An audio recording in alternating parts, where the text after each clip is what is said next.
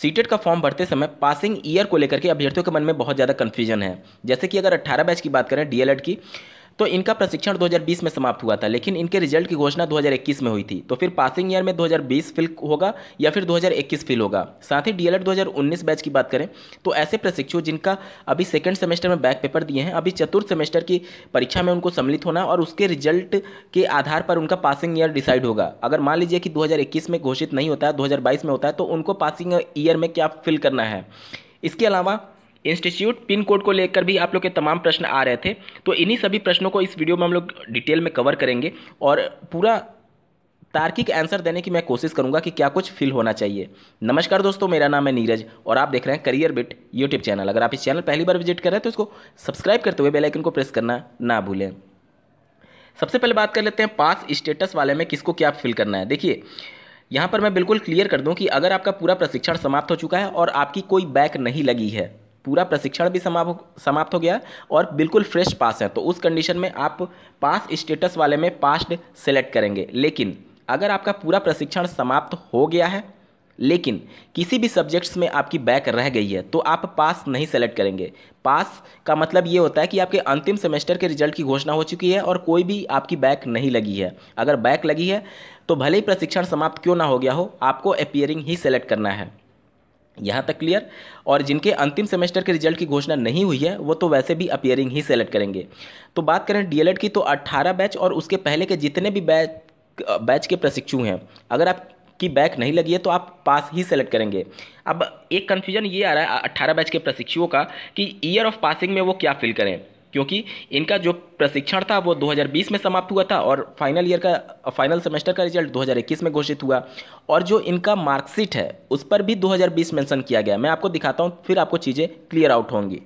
Screen पर आप DElEd 2018 batch का प्रमाण पत्र देख पा होंगे। अब इसके बाद से आप लोग का प्रश्न कमेंट में यही आएगा कि सर 18 बैच की मार्कशीट और प्रमाण पत्र कब मिलेगा। तो मैं आप लोग को बता दूं, पीएनपी के द्वारा प्रमाण पत्र और मार्कशीट इशू कर दिया गया है, आपके संबंधित डाइट में पहुँच भी गया है। आपके डाइट से संपर्क करिए। अपनी सुविधा के अनुसार सभी डाइट निजी डीलर संस्थानों को प्रेषित करते हैं और आपका निजी डीलर संस्थान आपको वितरित करेगा। पीएनपी की तरफ से इशू हो चुका है। देखिए, ये प्रमाण पत्र था। ये बात करें प्रथम सेमेस्टर का अंक पत्र है और उसके बाद से ये द्वितीय सेमेस्टर का अंक पत्र है और ये चतुर्थ सेमेस्टर का अंक पत्र है। तृतीय सेमेस्टर जो 18 बैच प्रमोट हुआ था, अभी सभी जिलों का पीएनपी के द्वारा निर्गत नहीं किया गया। कुछ जिलों का निर्गत कर दिया गया और कुछ का बाकी है, लेकिन प्रथम, द्वितीय और चतुर्थ सेमेस्टर का अंक पत्र और प्रमाण पत्र सभी जिलों में भेज दिया गया है। यहाँ पर देखिए, ऊपर देखेंगे आप तो डीएलएड बैच 2018 द्विवर्षीय पाठ्यक्रम परीक्षा वर्ष 2020 लिखा गया। इसी को लेकर के अभ्यर्थी कंफ्यूज हैं कि जब रिजल्ट पर 2020 लिखा गया है तो पासिंग ईयर में 2021 कैसे फिल होगा। तो जब इसी रिजल्ट के नीचे आप जाएंगे तो यहाँ पर देखिए आपका लिखा गया है परीक्षा फल घोषित तिथि। थोड़ा सा ब्लर होगा, आपको स्पष्ट नहीं दिख रहा होगा। तो यहाँ पर आप देख पा रहे होंगे परीक्षा घोषित तिथि, तो इसमें जनवरी 2021 मेंशन किया गया है और वाकई में जनवरी 2021 में ही 18 बैच के रिजल्ट की घोषणा हुई थी। और सीटेट के फॉर्म में ईयर ऑफ पासिंग ही पूछा जा रहा है, ये नहीं पूछा जा रहा है कि आपका प्रशिक्षण कब समाप्त हुआ था। तो ईयर ऑफ पासिंग का मतलब यही होता है कि जिस वर्ष में आपका अंतिम सेमेस्टर यानी फाइनल रिजल्ट की घोषणा हुई थी, तो उस कंडीशन में आपको 18 बैच से अगर आप संबंधित हैं तो आप यहाँ पर 2021 ही फिल करेंगे, ना कि 2020 फिल करेंगे। यहाँ तक क्लियर। अब बात करते हैं 18 बैच के ऐसे प्रशिक्षु जिनकी बैक लगी हुई है, वो कौन सा फिल करेंगे। देखिए, अगर आपकी 18 बैच में बैक लगी हुई थी और जिस वर्ष में आपका बैक पेपर क्लियर होगा उस वर्ष को आपको यहाँ पर फिल करना होगा। मतलब कि 18 में बैक लगी थी और आप 21 में जाकर के अपना बैक पेपर क्लियर किए तो आप यहाँ पर 2021 फिल करेंगे। लेकिन अगर अभी तक आपकी बैक पेपर क्लियर नहीं हुई है और संभावना है कि आपने बैक पेपर दिया है उसमें आप पास हो जाएंगे, तो आप यहाँ पर ईयर ऑफ पासिंग में 2021 फिल कर सकते हैं। लेकिन जब तक रिजल्ट की घोषणा नहीं होती है उस कंडीशन तक आपको पास्ड सेलेक्ट नहीं करना है। जब तक आपका बैक पेपर क्लियर नहीं होगा आप अपीयरिंग में ही इसको फिल करेंगे। वहीं बात करें डीएलएड 2019 बैच के संदर्भ में, तो यहाँ पर आपको पास सेलेक्ट नहीं करना है, यहाँ पर आपको अपीयरिंग सेलेक्ट कर लेना है। अपीयरिंग सेलेक्ट करने के बाद से ईयर ऑफ पासिंग या फिर अपीयरिंग आपसे पूछा जा रहा है। इसमें 2022 और 2021 आपको बाय डिफ़ॉल्ट दिखेगा। तो अगर आप फ्रेश प्रशिक्षु हैं और चतुर्थ सेमेस्टर की परीक्षा में सम्मिलित हो चुके हैं तो हर हाल में आपका 2021 में ही रिजल्ट की घोषणा हो जाएगी। उस कंडीशन में अगर आप श्योर हैं कि आप पास हो ही जाएंगे तो आपको 2021 यहाँ पर फिल कर देना है। लेकिन अगर आप बैक प्रशिक्षु हैं और चूंकि आपकी जो परीक्षा होनी है वो अक्टूबर के अंतिम सप्ताह या फिर नवंबर के प्रथम सप्ताह में होना प्रस्तावित है, उस कंडीशन में रिजल्ट संभावनाएं कम रहेंगी कि इस साल घोषित हो पाए। उस कंडीशन में अगर जनवरी 2022 में रिजल्ट की घोषणा होती है तो ये एक असमंजस की स्थिति है कि अभ्यर्थी डाउटफुल हैं कि 2021 में रिजल्ट की घोषणा होगी या फिर 2022 में घोषित हो गया। तो उस कंडीशन में आप दोनों में से कोई भी सेलेक्ट कर सकते हैं। इसको लेकर के मन में भ्रम की स्थिति ना रखें कि अगर ईयर ऑफ पासिंग या फिर ईयर ऑफ अपीयरिंग गलत हो जाता है तो आपका फॉर्म गलत हो गया, नहीं, क्योंकि आपको क्लियर ही नहीं है कि आप किस ईयर में आपकी परीक्षा होगी और किस ईयर में आपके रिजल्ट की घोषणा होगी। तो अगर आप मान लीजिए 2022 सेलेक्ट कर लेते हैं और हो सकता है कि दिसंबर में ही आपके रिजल्ट की घोषणा हो जाए, बैक प्रशिक्षकों की मैं बात कर रहा हूँ, तो उस कंडीशन में भी तो आपका गलत हो जाएगा।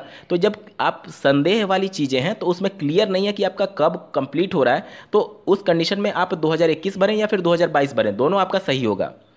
और साथ ही साथ यहाँ पर मैं बता दूँ कि 2022 उन अभ्यर्थियों के लिए ऑप्शन दिया गया है जिनका 2020 में बीएड या फिर अन्य राज्यों में डीएलएड में एडमिशन लिए होंगे। 2 वर्ष का कोर्स होता है तो 2022 में जाकर के ये कंप्लीट होगा। इस वजह से 2022 वाला जो ऑप्शन है वह 2020 बैच के लिए हाईलाइट किया गया है, ना कि 2019 बैच के लिए हाईलाइट किया गया है।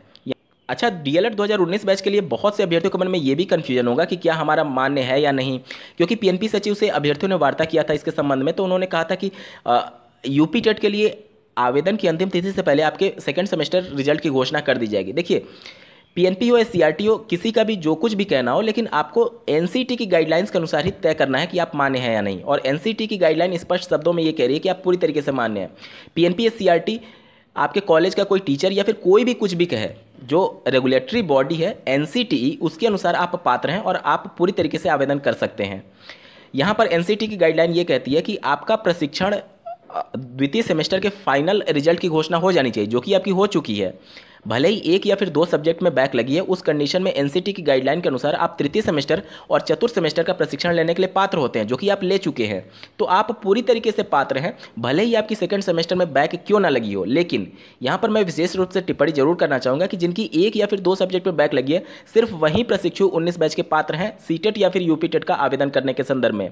जिनकी सेमेस्टर बैक लगी थी वो पात्र नहीं है, क्योंकि नियमतः आप अभी द्वितीय सेमेस्टर में पास नहीं हुए हैं, क्योंकि सेमेस्टर बैक है। जब तक सेमेस्टर बैक के सारे पेपर क्लियर नहीं करेंगे द्वितीय सेमेस्टर के, तब तक आप प्रथम वर्ष में पास नहीं माने जाएंगे और अंतिम वर्ष में नहीं जाएंगे। और जब तक अंतिम वर्ष में काउंट नहीं होंगे तब तक आप आवेदन करने के लिए पात्र नहीं होते हैं। तो जिनकी सब्जेक्ट बैक है 19 बैच वाले अभ्यर्थियों की, वह पूरी तरीके से पात्र हैं, आप आवेदन कर सकते हैं। उसके बाद से एक और डाउट था 19 बैच का कि रिजल्ट में नंबर कैसे फिल करें। तो देखिए, जैसे ही आप यहाँ पर अपीयरिंग सेलेक्ट करेंगे तो यहाँ पर रिजल्ट मोड वाला जो ऑप्शन है वो हाईलाइट ही नहीं होगा, मतलब ये आपको फिल ही नहीं करना है। अपीयरिंग में जैसे आप सेलेक्ट करेंगे तो आपको नंबर्स, मार्क्स के डिटेल नहीं भरने होते हैं। तो इसको लेकर के कन्फ्यूजन मत रहिएगा कि मार्क्स कहाँ भरना है या फिर कैसे भरना है। और सबसे बड़ा डाउट जो था अभ्यर्थियों का इंस्टीट्यूट पिन कोड को लेकर के था, ये कहाँ से मिलेगा। तो देखिए, आप जहाँ से भी डीएलएड कर रहे हैं या फिर जहाँ से भी बीएड कर रहे हैं, आपके कॉलेज का जो एरिया पिन कोड होता है उसी पिन कोड को आपको यहाँ फिल करना है। जैसे कि एक उदाहरण के तौर पर मैं मानूं कि आगरा में अगर किसी पर्टिकुलर प्लेस पर आपका इंस्टीट्यूट सिचुएटेड है तो उस एरिया का पिन कोड क्या है, उस पिन कोड को आपको यहाँ फिल कर देना है। अब ये भी बहुत लोगों का कमेंट था कि सर पिन कोड कैसे पता करें। तो आपका जो विद्यालय है, विश्वविद्यालय जो है, जहाँ पर भी है, उस एरिया को गूगल में सर्च करिए और पिन कोड लिख करके सर्च करेंगे तो आपको उस एरिया का पिन कोड गूगल पर दिखा देगा। तो ये छोटी छोटी चीज़ें हैं जो आप खुद से भी कर सकते हैं। बहुत से अभ्यर्थियों का ये भी डाउट हो सकता है कि बोर्ड, इंस्टीट्यूशंस, यूनिवर्सिटी नेम में क्या फिल करना है। बहुत से लोगों ने अपने कॉलेज का नाम यहाँ पर फिल किया है, बहुत से लोगों ने बोर्ड में, जैसे उत्तर प्रदेश में अगर डीएलएड किए हुए हैं तो एससीईआरटी फिल किया हुआ है, बहुत से लोगों ने पीएनपी फिल किया होगा, बहुत से लोगों ने एग्जाम रेगुलेटरी अथॉरिटी फिल किया होगा। तो देखिए, इसको लेकर के आप डाउट मत रहिए। यहाँ पर तीनों ऑप्शन दिया गया, यूनिवर्सिटी, इंस्टीट्यूशन और बोर्ड, तीनों में से आप कोई का भी नाम लिख सकते हैं, सभी ऑब्लिक करके लिखा गया, ठीक है। तो आप अगर अपने कॉलेज का नाम लिखे हैं तो भी गलत नहीं है, आपने अगर पीएनपी लिखा है तो भी गलत नहीं है, आपने अगर एग्जाम रेगुलेटरी अथॉरिटी लिखा है तो भी गलत नहीं है।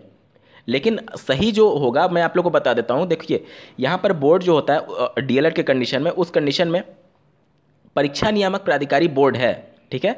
तो एग्जामिनेशन रेगुलेटरी अथॉरिटी प्रयागराज आप लिख सकते हैं, जो कि सटीक होता है।